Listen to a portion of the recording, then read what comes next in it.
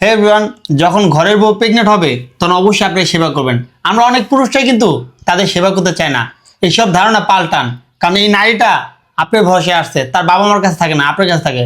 তো বউয়ের সেবা করুন আর বাচ্চাটাও সুস্থ থাকবে। আজকে মিথ্যা মিথ্যা প্রেগনেন্ট তো এর লেগে এত নাটক করতেছো। আসলে তুমি নাটকের জন্য সেরা। এই সেরি, তোর কেন কইছে আমি নাটক করতে সেটা কইতে? সরি। একটা শিক্ষণীয় ভিডিও করতে চাইছিলাম, তুই তো প্রবলেম নেই, মুখ টুক ভসকালাম একেবারে।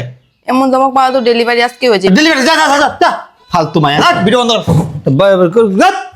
সত্যি কথা কইছি তো এর লেগে এটাইছে প্রেগনেন্ট হইলে আমার লোকে মনে করবো শয়তান বেটা এনে কেউ আমার বাচ্চা হইলে আমার কেয়ার করবে। এই তুই আনোর দোষ নাই। এই কইতে পারবো অ্যাম্বুলেন্স একদম প্রেগনেন্ট না বন্ধ ডেলিভারি কর হইবো। তো, ভিডিও সেই লগে ভিডিও করা যাবে না, ফালতু একটা মায়া, চুপ থাক। তোমার মালিক কি লিগা? আচ্ছা চুপ থাক। অভিনয় হলো তো অভিনয়। হ্যাঁ। আচ্ছা আবার শুরু। তো এভরিওয়ান, যা বলতেছিলাম, আগে খাওয়াই দাও। চুপ থাক না, রাক্ষস হয়েছে, চুপ থাক। হ্যাঁ তো এভরিওয়ান, আবার তো এভরিওয়ান যা বলতেছিলাম, এই পেটটা বেঁকা হয়ে গেছে।